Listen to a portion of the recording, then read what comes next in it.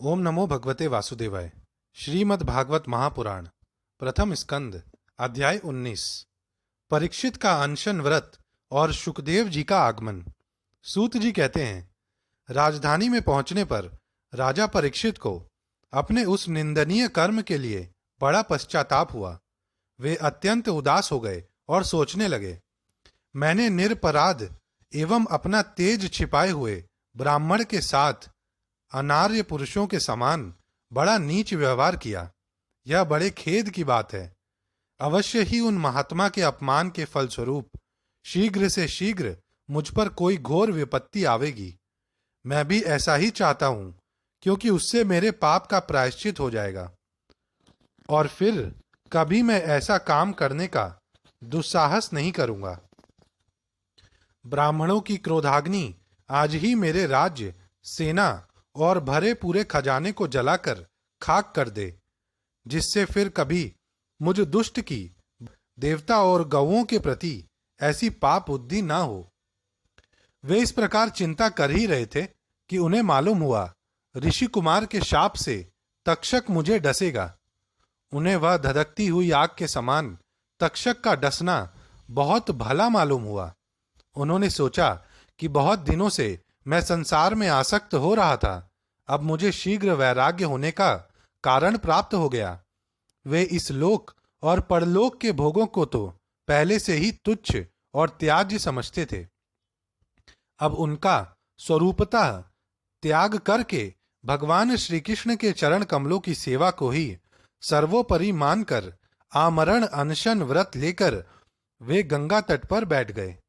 गंगा जी का जल भगवान श्री कृष्ण के चरण कमलों का वह पराग लेकर प्रवाहित होता है जो श्रीमती तुलसी की गंध से मिश्रित है। यही कारण है कि वे लोकपालों के सहित ऊपर नीचे के समस्त लोकों को पवित्र करती हैं। कौन ऐसा मरणासन्न पुरुष होगा जो उनका सेवन ना करेगा। इस प्रकार गंगा जी के तट पर आमरण अनशन का निश्चय करके उन्होंने समस्त आसक्तियों का परित्याग कर दिया और वे मुनियों का व्रत स्वीकार करके अनन्य भाव से श्री कृष्ण के चरण कमलों का ध्यान करने लगे। उस समय त्रिलोकी को पवित्र करने वाले बड़े बड़े महानुभाव ऋषि मुनि अपने शिष्यों के साथ वहां पधारे। संत जन प्रायः तीर्थ यात्रा के बहाने स्वयं उन तीर्थ स्थानों को ही पवित्र करते हैं। उस समय वहां पर अत्रि, वशिष्ठ, च्यवन, शरद्वान, अरिष्टनेमि, भृगु, अंगिरा, पराशर, विश्वामित्र, परशुराम, उथत्य, इंद्रप्रमद, इद्मवाह, मेधातिथि, देवल, आर्षिशेण, भरद्वाज, गौतम, पिप्पलाद, मैत्रेय, और्व, कवश, अगस्त्य, भगवान व्यास, नारद तथा इनके अतिरिक्त और भी कई श्रेष्ठ देवर्षि, ब्रह्मर्षि तथा अरुणादि राजर्षि वर्यों का शुभागमन हुआ। इस प्रकार विभिन्न गोत्रों के मुख्य मुख्य ऋषियों को एकत्र देखकर राजा ने सबका यथा योग्य सत्कार किया और उनके चरणों पर सिर रखकर वंदना की। जब सब लोग आराम से अपने अपने आसनों पर बैठ गए, तब महाराज परीक्षित ने उन्हें फिर से प्रणाम किया और उनके सामने खड़े होकर शुद्ध हृदय से अंजलि बांधकर वे जो कुछ करना चाहते थे उसे सुनाने लगे। राजा परीक्षित ने कहा, अहो, समस्त राजाओं में हम धन्य हैं, धन्यतम हैं, क्योंकि अपने शील स्वभाव के कारण हम आप महापुरुषों के कृपा पात्र बन गए हैं। राजवंश के लोग प्रायः निंदित कर्म करने के कारण ब्राह्मणों के चरण धोवन से दूर पड़ जाते हैं। यह कितने खेद की बात है। मैं भी राजा ही हूं। निरंतर देह गेह में आसक्त रहने के कारण मैं भी पाप रूप ही हो गया हूं। इसी से स्वयं भगवान ही ब्राह्मण के शाप के रूप में मुझ पर कृपा करने के लिए पधारे हैं। यह शाप वैराग्य उत्पन्न करने वाला है, क्योंकि इस प्रकार के शाप से संसार आसक्त पुरुष भयभीत होकर विरक्त हो जाया करते हैं। ब्राह्मणों, अब मैंने अपने चित्त को भगवान के चरणों में समर्पित कर दिया है। आप लोग और मां गंगा जी शरणागत जानकर मुझ पर अनुग्रह करें। ब्राह्मण कुमार के शाप से प्रेरित कोई दूसरा कपट से तक्षक का रूप धारण धर कर मुझे डस ले, अथवा स्वयं तक्षक आकर डस ले, इसकी मुझे तनिक भी परवाह नहीं है। आप लोग कृपा करके भगवान की रसमयी लीलाओं का गायन करें। मैं आप ब्राह्मणों के चरणों में प्रणाम करके पुनः यही प्रार्थना करता हूं कि मुझे कर्मवश चाहे जिस योनि में जन्म लेना पड़े, भगवान श्री कृष्ण के चरणों में मेरा अनुराग हो, उनके चरणाश्रित महात्माओं से विशेष प्रीति हो और जगत के समस्त प्राणियों के प्रति मेरी एक सी मैत्री रहे, ऐसा आप आशीर्वाद दीजिए। महाराज परीक्षित परम धीर थे। वे ऐसा दृढ़ निश्चय करके गंगा जी के दक्षिण तट पर पूर्वाग्र कुशों के आसन पर उत्तर मुख होकर बैठ गए। राजकाज का भार तो उन्होंने पहले ही अपने पुत्र जन्मेजय को सौंप दिया था। पृथ्वी के एकछत्र सम्राट परीक्षित जब इस प्रकार आमरण अनशन का निश्चय करके बैठ गए, तब आकाश में स्थित देवता लोग बड़े आनंद से उनकी प्रशंसा करते हुए वहां पृथ्वी पर पुष्पों की वर्षा करने लगे तथा उनके नगारे बार बार बजने लगे। सभी उपस्थित महर्षियों ने परीक्षित के निश्चय की प्रशंसा की और साधु साधु कहकर उनका अनुमोदन किया। ऋषि लोग तो स्वभाव से ही लोगों पर अनुग्रह की वर्षा करते रहते हैं। यही नहीं, उनकी सारी शक्ति लोक पर कृपा करने के लिए ही होती है। उन लोगों ने भगवान श्री कृष्ण के गुणों से प्रभावित परीक्षित के प्रति उनके अनुरूप वचन कहे।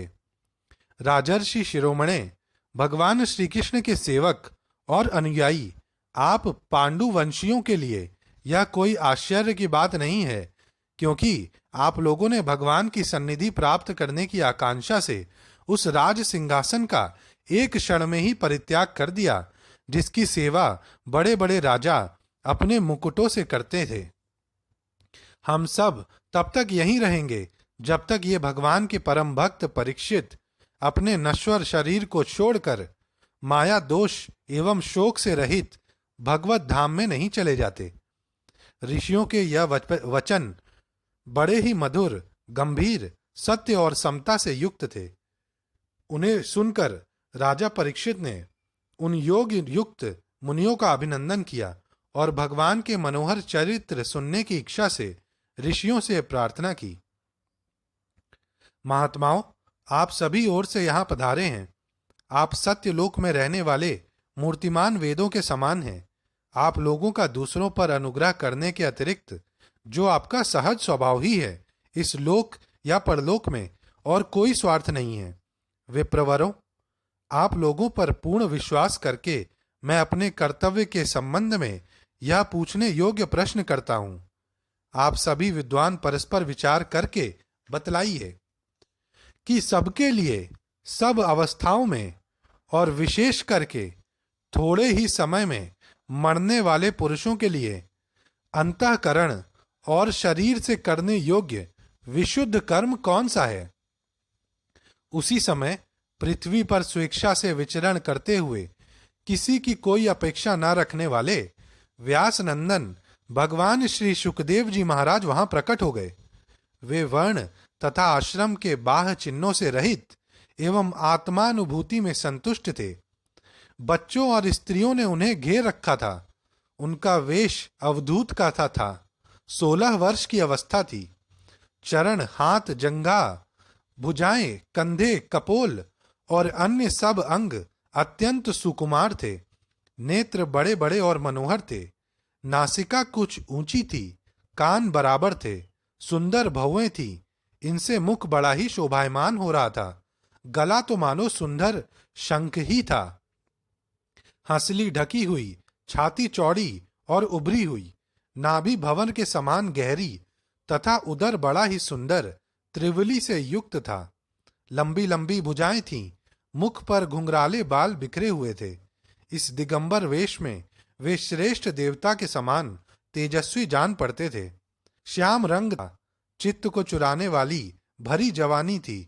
वे शरीर की छटा और मधुर मुस्कान से स्त्रियों को सदा ही मनोहर जान पड़ते थे।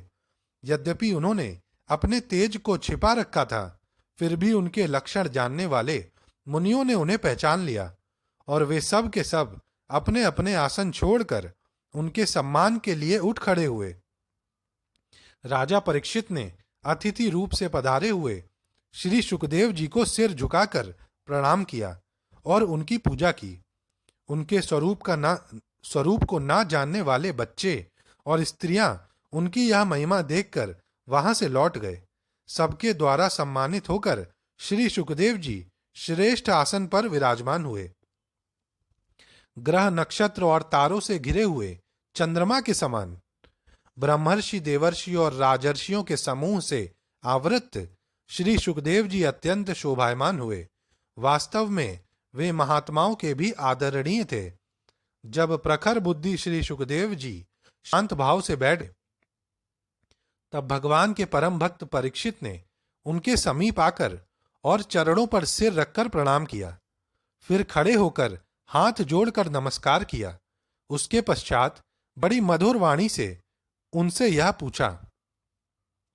परीक्षित ने कहा, ब्रह्म स्वरूप भगवन, आज हम बड़भागी हुए, क्योंकि अपराधी क्षत्रिय होने पर भी हमें संत समागम का अधिकारी समझा गया। आज कृपा पूर्वक अतिथि रूप से पधार कर आपने हमें तीर्थ के तुल्य पवित्र बना दिया। आप जैसे महात्माओं के स्मरण मात्र से ही गृहस्थों के घर तत्काल पवित्र हो जाते हैं। फिर दर्शन, स्पर्श, पाद प्रक्षालन और आसन दान आदि का सुअवसर मिलने पर तो कहना ही क्या है। महायोगिन, जैसे भगवान विष्णु के सामने दैत्य लोग नहीं ठहरते, वैसे ही आपकी सन्निधि से बड़े बड़े पाप भी तुरंत नष्ट हो जाते हैं। अवश्य ही पांडवों के सुहृद भगवान श्री कृष्ण मुझ पर अत्यंत प्रसन्न है। उन्होंने अपने फुफेरे भाइयों की प्रसन्नता के लिए उन्हीं के कुल में उत्पन्न हुए मेरे साथ भी अपनेपन का व्यवहार किया है। भगवान श्री कृष्ण की कृपा ना होती तो आप सरीखे एकांत वनवासी अव्यक्त गति परम सिद्ध पुरुष स्वयं पधार कर इस मृत्यु के समय हम जैसे प्राकृत मनुष्यों को क्यों दर्शन देते। आप योगियों के परम गुरु हैं, इसलिए मैं आपसे परम सिद्धि के स्वरूप और साधन के संबंध में प्रश्न कर रहा हूं। जो पुरुष सर्वथा मरणासन्न है, उसको क्या करना चाहिए?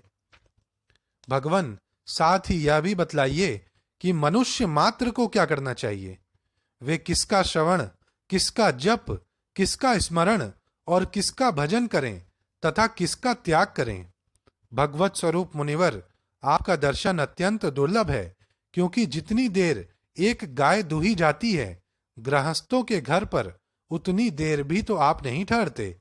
सूत जी कहते हैं, जब राजा ने बड़ी ही मधुर वाणी में इस प्रकार संभाषण एवं प्रश्न किए, तब समस्त धर्मों के मर्मज्ञ व्यास नंदन भगवान श्री सुखदेव जी उनका उत्तर देने लगे। ओम नमो भगवते वासुदेवाय।